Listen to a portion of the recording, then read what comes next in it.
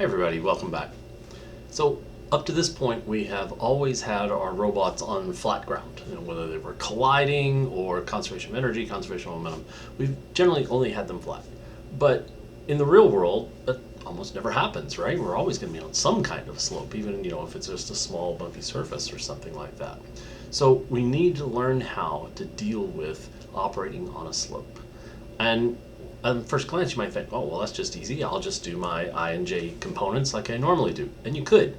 But what we're going to see is that there is a way that we can orient our coordinate system that will make our job much, much easier. And a good engineer is going to be an efficient engineer. Let's get started. Okay, so just like we've always done, before we start learning something new, we want to compare it to the same problem worked in a different way. So suppose I have a robot rolling freely down the hill. This is microtask 1. Let's sketch what that looks like. I'm sure you can imagine. Let's say that I'm just going to have a nice angled hill like this. I'm just going straight down the slope, and here's my robot. All right, so he's moving down with some velocity v. Okay, so we've done this kind of problem with conservation of energy before, and it works very easily. It's very easy to do. So take a look at microtext 1, and let's think about it. We want to solve this with conservation of energy. How are we going to do this? So we want to know we want to look at where all the places that energy is going. So the first question says, does all of the gravitational potential energy that the robot has at the top of the slope go into the robot's kinetic energy at the bottom of the slope? So let's make sure that we're clear on what we're talking about here. So I start out with my robot up here. And so it's got some gravitational potential energy. So we've got some UGI, we might have some kinetic energy, and we might have a final energy and a final energy. And this is not going to be all of energy that's starting out with. But once I'm starting right here at the top, what do I have? Do I have any gravitational potential energy? That's right. And so I don't have any kinetic energy. Now when I get to the bottom, the idea is that I won't have any gravitational potential energy, but I will have kinetic energy. But look at the question. It says, does all of this gravitational potential energy actually go into the kinetic energy at the bottom? We're talking real world here. No, right? There's always going to be some sort of dissipative losses. Can you give me a couple of examples of what those losses might be? See if you can think about, we've talked about a number of them. Well, an obvious one is going to be friction, right? And maybe you said air resistance. Air resistance could be a thing. If I've got, like a big flat index card or sail or something coming down, a parachute would certainly slow it down. Something that might not quite be so obvious is that there's got to be energy going into turning the wheels, right? So if this is my robot, let's just draw it from the side here, then this wheel has to be turning, as does this one. Otherwise, obviously, my robot's not going to go forward. Well, that's kinetic energy. So it's actually rotational kinetic energy. So some of the energy, so I may start with this, but some of my energy is going to kinetic energy. The other part might be going into rotational kinetic energy at the bottom, or friction, or any number of things, but that's at least 2.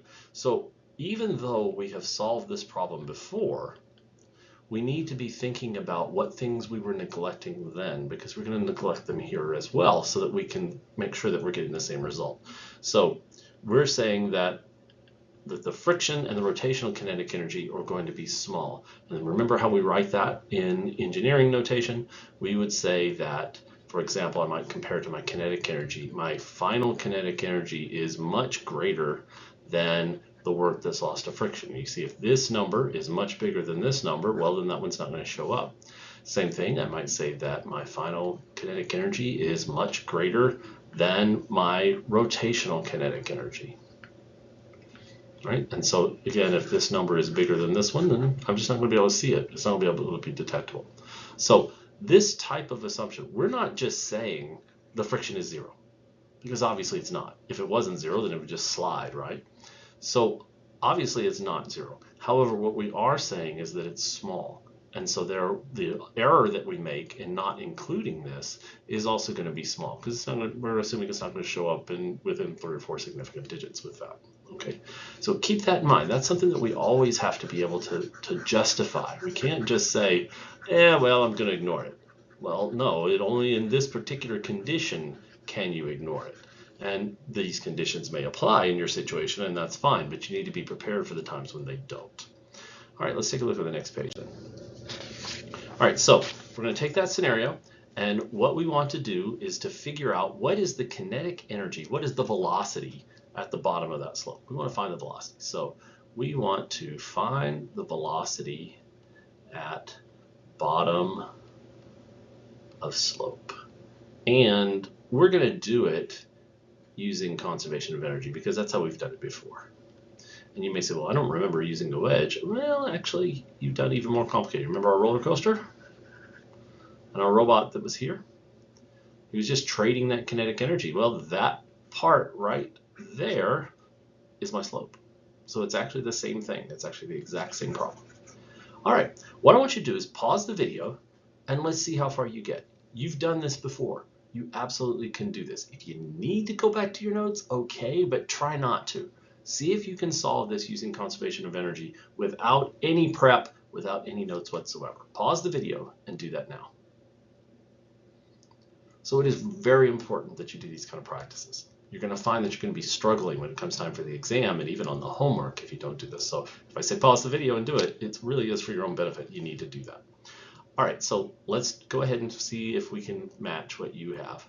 So we're going to need a diagram, and we'll make it nice and big like this. And my robot is in the process of going down the hill, so he's going down with some velocity, and that's a vector. And we want to know what is his velocity right down here at the bottom. Okay. All right. Now, I know, for example, that this is the height here. And we're going to do this just with equations to start off with because we want to make sure that our equations match up. Okay? And then this is the angle of my slope. Do I actually need that?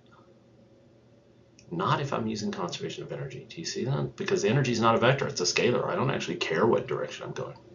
All right, so let's think about our steps. We know that we're going to use conservation of energy.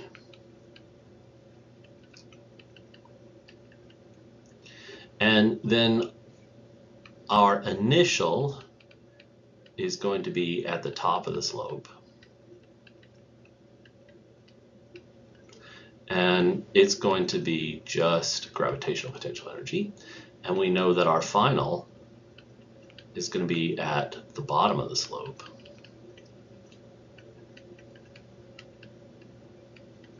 And with that, then we're going to call that our EK. We'll call that EKF and UGI.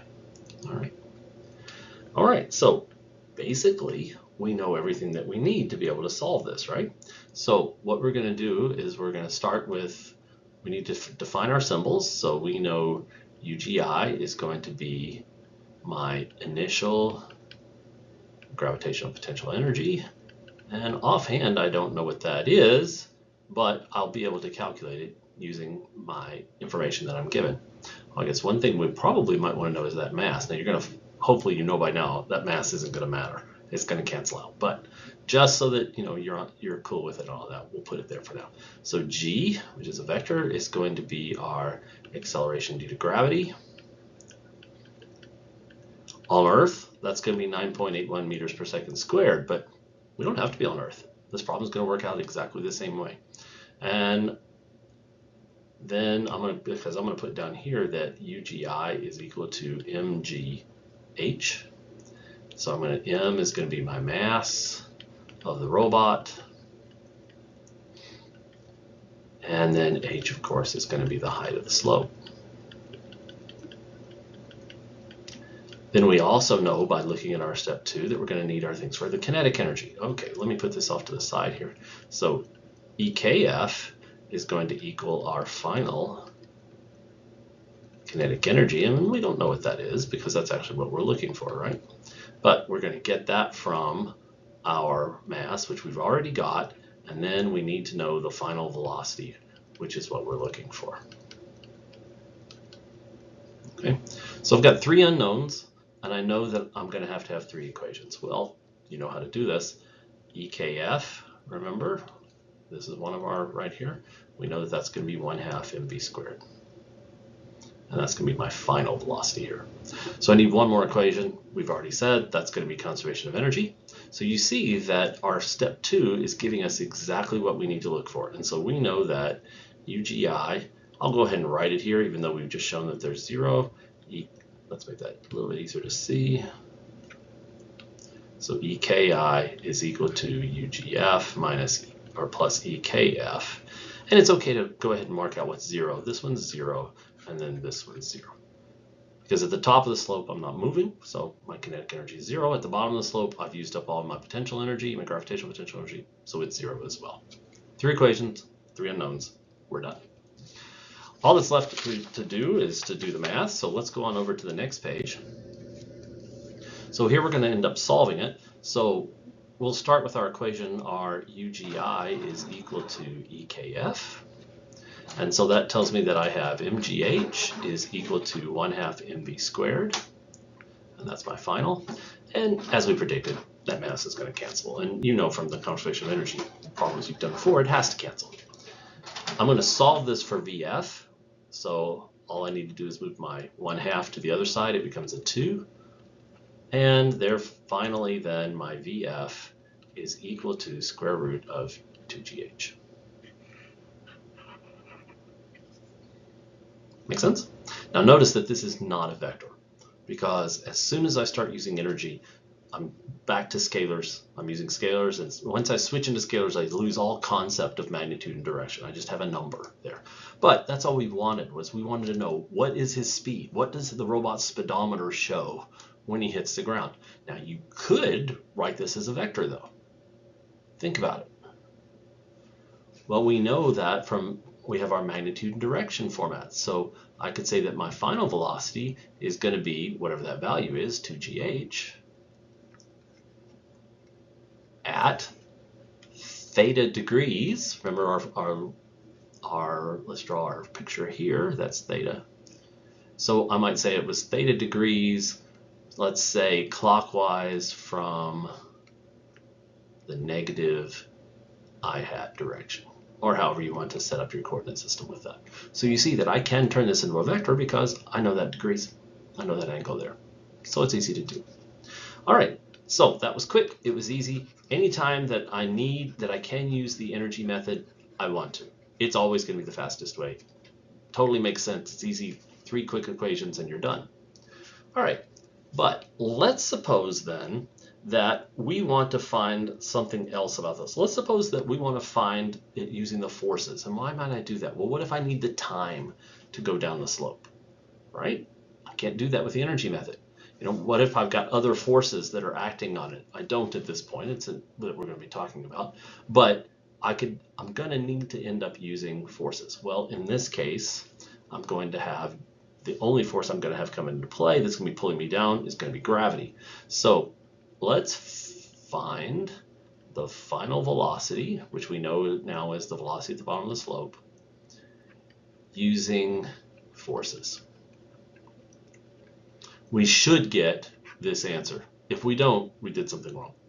Okay.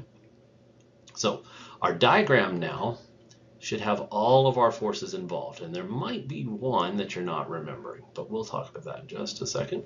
So here's my theta, right? And now here's my robot up here. And so let's think about it. What is the main force that's acting here? Well, it's going to be gravity, right? So I've got my force of gravity right here. And we're going to need some coordinate system here. So why not for now, we'll make this our I hat direction. We're going to talk about, J hat. We'll talk about this in just a second. Okay, so now you see that my gravity is totally in the J hat direction. You're probably like, yeah, I can totally do that. However, we have to break all the vectors down. So I've got a velocity vector. Where is that? That velocity vector is actually going this way. So that's my velocity vector. So my velocity vector has I and j components. Okay, well, we know how to handle that. We can break this velocity vector down into components. Now there's another force in here that you may not be thinking of. Is the robot going off the hill, off the slope, or is it sinking down into the slope? why isn't it sinking down into the slope? There must be a force that's counteracting it, right? Because gravity, do you see that gravity is trying to pull it down in here? If we draw our components of gravity, so gravity is actually pulling this way, and it's pulling it down the slope. Does that make sense? So the gravity is pulling it in. That's what's keeping it from jumping off the slope here. But it's not sinking into it. So there must be another force here. Do you remember what that one is? Well, it's the one that we just talked about last time. And so that's going to be my normal force. So I must have a normal force here as well. Okay, so the forces that I have in play then, I've got my gravitational force, and I've got my normal force, and then that's giving me a velocity. Now, if I'm going to use forces, I know I'm going to end up getting an acceleration and all that. Okay, so we can solve this problem. I have to break everything into vectors, but let's take a look at this and let's be smart about it. Do you see that with the exception of gravity, all of the forces that could be acting on this and its velocities, all of its vectors, are either parallel to the slope or perpendicular to the slope? And by that I mean, let's do this with a green. Oops, wrong color. There we go. So they're either this way or this way, with the exception of gravity. And if you think about it, when we start talking about friction, which we'll be talking about next time, friction is going up the slope. It's slowing down that velocity. It's acting against that velocity. So really, the only force that I have that's not in this tilted parallel and perpendicular component system is gravity. So it would be more efficient for me to rotate my coordinate system. And you remember, that's one of the things we can do with any coordinate system we come up with. We can set it 0, we can set the direction that's positive, we can rotate the coordinate system, and we can have the coordinate system moving. So let's rotate our coordinate system so it's aligned with the plane. Well, I don't have I and j anymore, do I? So instead, what we'll call that is, we'll call this the perpendicular component. That symbol means perpendicular, and we'll call this the parallel direction. Okay. Now I still need one of these to be positive. Now this is still a unit vector. It's a unit vector in the perpendicular direction, and a unit vector in the parallel direction. You could choose any direction to be positive. It's up to you. However, I suggest to you that you make the direction you're going, that the robot is actually traveling, the direction of the velocity, go ahead and make that your positive. It doesn't matter as long as you're careful, but this is going to make it a little bit more conceptually easier to see what's going on. Okay, so let's redraw everything then, and we'll put that up here. Let's redraw this with our parallel and perpendicular component system. So let's say that my robot is in the process of rolling down the slope. Then, and I'm going to have my coordinate system this way. So this is perpendicular, and this is parallel. Well, the velocity now is completely in the parallel direction. There is no perpendicular component, right? And my normal force, which is still there, is now also completely in the perpendicular direction. So my normal force is in the perpendicular direction. I don't have anything other than that component. Gravity, yes. Gravity, I've got something I've got to worry about. Let's make that a little bit straighter. I'm going to make this line nice and big so that you can see it. So you see that that is definitely the force due to gravity. That's the total vector. However, my components are going to be a perpendicular component. So this is f of g perpendicular. And I'm going to have a parallel component, a downslope component. So that's f of g parallel. And you see that that's going to make the same thing. Now, in order to solve this, I'm going to need to know what the angle for one of these angles in the triangle. Well, I know that this is theta, right? Because we were given that before. That looks like a sad face. Let's see if we can do a little bit better with that. Oops, didn't mean to erase my slope. Let's put that back in there. That'll work just fine. And so there's my theta. So in general, you're going to want to find this angle. And it's going to turn out that that angle is also theta. Let's see if we can step through it. Let's see if we can figure it out. We'll put it in blue. So this is a right angle. So what must this angle be if this angle is theta? then this angle must be 90 minus theta, right? Well, because this is the perpendicular direction, let's do that in green, then this angle is also a right angle. Well, if this angle is 90 minus theta, what must this one be? Well, that must be 90 minus theta, which is just theta. So that's how we prove that that's true. The best thing for you to do is just remember it. It's always going to be that way. So why spend a lot of time re-deriving it each time? So I can say then, here's my gravitational vector. So this angle is also theta, and that's always going to be true. Okay.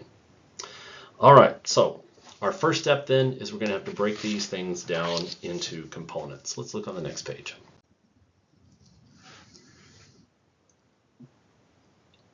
All right, so we decided, let me redraw my slope here, redraw my picture. We had, just to recap a little bit, we have decided that I'm going to have this be my positive perpendicular hat direction, and this is going to be my positive parallel hat direction. Remember, those are just unit vectors, okay? And the little symbols that you can see, they're parallel. So that's why we use it. It's faster than just writing out the word. All right, and so we chose the direction, the positive direction then for the parallel component. Which direction was that? That was downslope. We can't say down, right? Because down would be in the direction of gravity. So we chose our parallel component to be downslope. Which one for the perpendicular component? It honestly doesn't matter, but since I've drawn it like this, we'll go ahead and just make that our typical right-handed coordinate system so that my perpendicular is going up. So we're going to call this up from the surface. It's not straight up, right, from the ground. It's up from the surface. Okay. So our step 2 is now different, and we've laid that out for you. Let's draw our robot back in here. We know that we've got our force due to gravity here. And we know that we're going to break that into these two components so that I can write down all my forces here. I've got a force of gravity in the parallel direction. I've got a force of gravity in the perpendicular direction. I've got a normal force, which is entirely in the perpendicular direction. And just because I want to have all my vectors here, this is going to be entirely, my velocity is entirely in the parallel component direction. Okay, let's see if we can clean that up. And then this we said was theta. Okay, so our first step is always going to be to break those vectors into components, but now we're going to break them into parallel and perpendicular components. We'll find the velocity using the parallel direction. Well, I only have one force in the parallel direction, don't I? That's this one right here. So it is in free fall. The only thing that's affecting is gravity, but the entire gravitational force, think about it, is not pulling it down. Is not pulling down the slope. Now, if I kept cranking up that slope to where it was straight up and down, well, then now I'm going to be getting the entire acceleration being down, and that's going to be my gravity. And we did this in the lab where we looked at, increasing the slope, and you should have seen that the acceleration got faster and faster and faster. And so eventually we saw that if it were 90 degrees, then I should be able to get my acceleration to gravity. So none of this is new. We're just applying it in this new rotated coordinate system. That's the only thing that's really different. Okay, so we are going to need the acceleration in the parallel direction. That's because we're going to do it using the kinematics equations. I've got a constant force, right? This is the only force in the problem.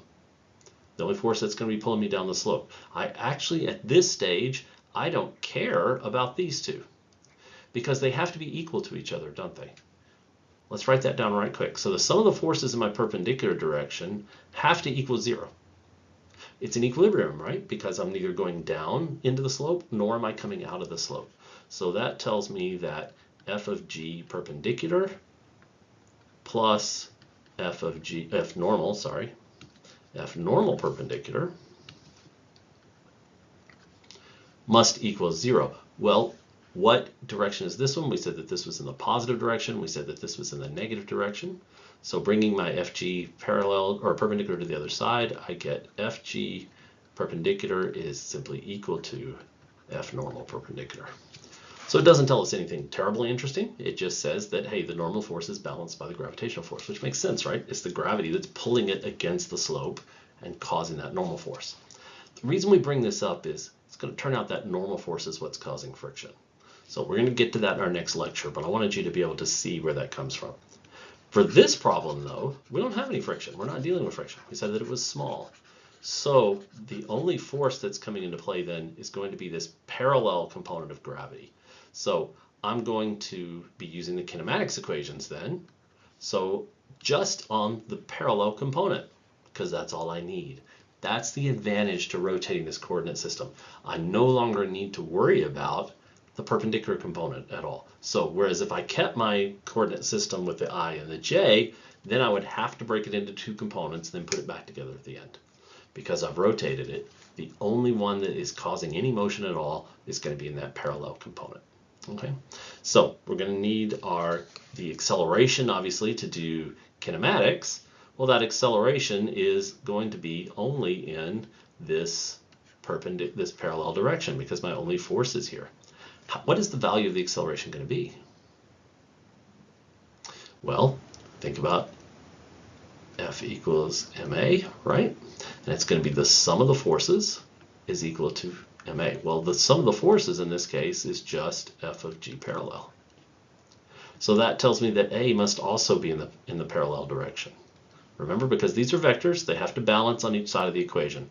So if F of g parallel is in the parallel direction, then A must also be in the parallel direction.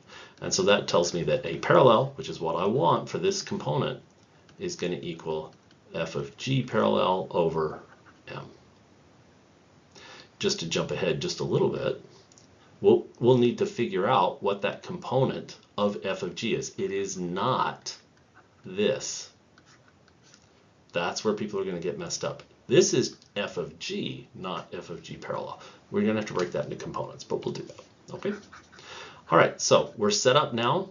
We now know that I've got an acceleration going down the slope. So which kinematics equation am I going to use? I want to know my velocity, my final velocity here. Well, you got to think about what I've got here. I do know that this is h, right? Do I have any times? No. Do I have an initial velocity? Sure, right? Right here at the top, what's its initial velocity down the slope in this parallel direction? It's 0. Final velocity is what I'm looking for. So I'm probably going to use something with velocities. I don't know the time. Can I get the distance so that I could use the velocity versus distance equation? Now is when you're going to have to start thinking outside the box. So let me get the slope without all of the forces in here. If this is theta and this is h, and I know my initial velocity here in the parallel component is this way, and I know my final velocity in the parallel component is down here, and this one is equal to 0, right? So if I'm traveling down this slope, it should change to red here. It doesn't want to. There we go. I'm traveling this way.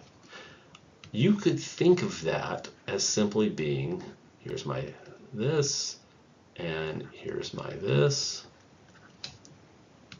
and I'm traveling this way. Can you see that? So if I could get this distance, then I could use my velocity versus distance equation. Let's see what that looks like in the rotated coordinate system. I want to have this distance right here. We'll call that d parallel. That's the slope distance. We can write that a little bit better than that. So that's going to be d parallel. Do you see that this distance right here is d parallel? So pause the video, write down the distance versus velocity equation in this particular coordinate system. So just for the parallel component system. Write it down and let's see if it makes sense to you. You got it down? Okay. Well, we know that our final velocity in the parallel component squared must be equal to my initial velocity in the parallel component squared. That's parallel.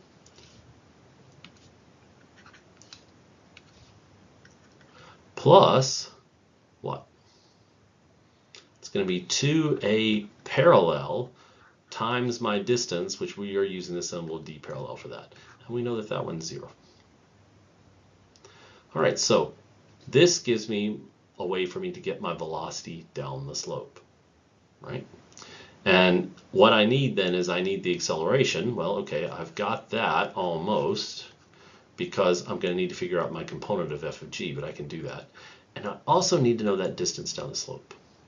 Well, I can use trigonometry to get that as well. So think about it. If I know theta, and I know the opposite side, which of the, I know the distance to the opposite side, which of the trig functions is going to give me that hypotenuse right there? This is going to be the hypotenuse. Well, it's opposite, so it must be sine. Let's write it out so that we can see it. We know that sine theta is going to equal h over d parallel. Right? So that's going to be the opposite over the hypotenuse. So we're going to solve this for d parallel. So it's going to look a little different from what we said. We're going to multiply our d parallel up here. That gives a d parallel. Then I'm going to divide by the sine theta. That gives me an h over sine theta. So that's my d. Does that make sense? So I could figure out that distance anytime I want. All right, so the next thing that we're going to need to do is to figure out what is that acceleration. Well, let's start over here so we've got a little bit of room. So we already know that our acceleration vector is going to equal f of g parallel over m, right?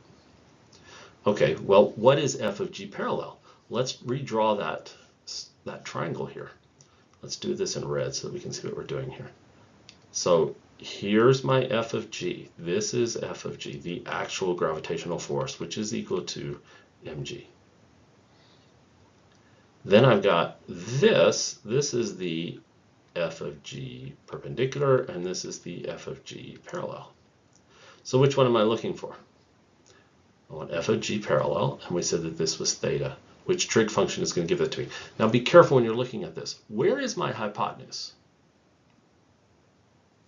This is actually my hypotenuse. See if you can kind of mentally rotate that triangle.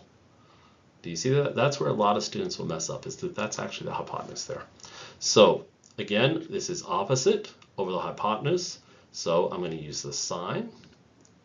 So we know that sine theta is going to equal our opposite, which is f of g parallel, divided by our hypotenuse, which is f of g.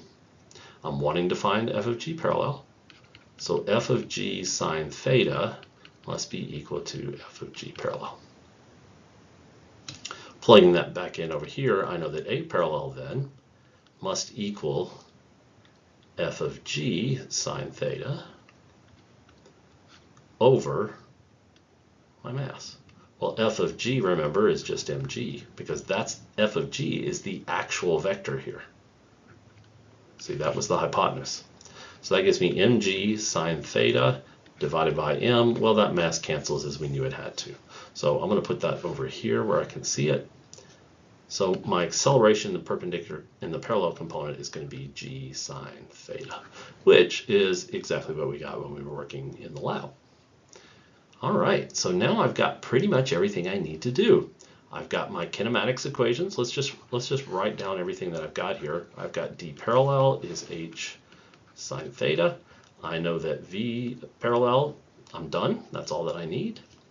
So, and then this is an a and this one's a d. Let's be real careful. And then I know that my kinematics equation is going to be the final velocity. So this is going to be my final. We'll put that with f final equals, this term is 0, to a parallel d parallel. So this is what I finally wanted. I wanted that final velocity, and I'm just looking for the speed of it here. Then that's going to equal square root of 2a parallel d parallel. So we're going to plug in what we have here. And I'm starting to run out of room. Let me move that up just a little bit. Okay, so we're going to rewrite this here, and we had that this was equal to the square root of 2a parallel d parallel. So that means that that final velocity down the slope, which is what I wanted, right? That's my final velocity right here, is going to equal square root of 2 times g sine theta times, and this is an h, believe it or not, h over sine theta.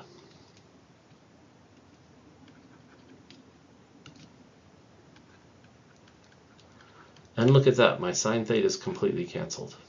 So my final result, which we'll stick in this little box right here, is VF parallel is equal to the square root of 2GH. Does that look familiar? It's exactly what we got when we used conservation of momentum. Let's go on to the next page here. So this page is where you were putting it together. I hope that you've moved on to go ahead and write everything out in this rather than trying to keep up with it on a separate piece of paper. Obviously, because of the constraint I've got to keep everything on the same page. What I want to do is go over to that last page where we put everything together. So we found, let's rewrite it here. We found that our D parallel was going to equal h over sine theta. We found that our, A parallel, and we're going to do that in black, our A parallel was equal to g sine theta. Our kinematics equation gave us that this was equal to the square root of 2A parallel D parallel, which was equal to the square root of 2 times h over sine theta times g sine theta. My sine thetas cancel, and so finally I got VF parallel is equal to the square root of 2GH, which was exactly what we got before. And that should not be surprising, because as we said before, physical reality doesn't care how you solve it, as long as you solve it correctly. You're going to get exactly the same answer. You have to. And that's why going back when you're trying a new method, trying it with a problem that you already know the answer to is always a good idea. Because this way, you've got that warm fuzzy, you're looking at your problem, you're going, okay, well, did I get that right or not? You know you have to get the same answer that you got with the previous way that you worked the problem.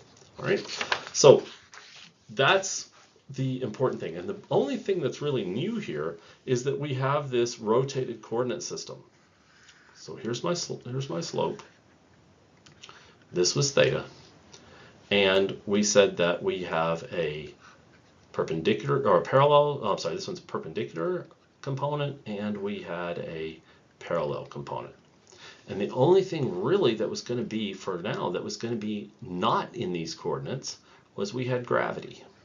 If I have any force that's straight down, right, then I'm going to have to break it into these components. But instead of breaking it into I and J, I'm going to break it into F of G perpendicular, and I'm going to break it into F of G parallel. In this case, only the parallel component was doing anything.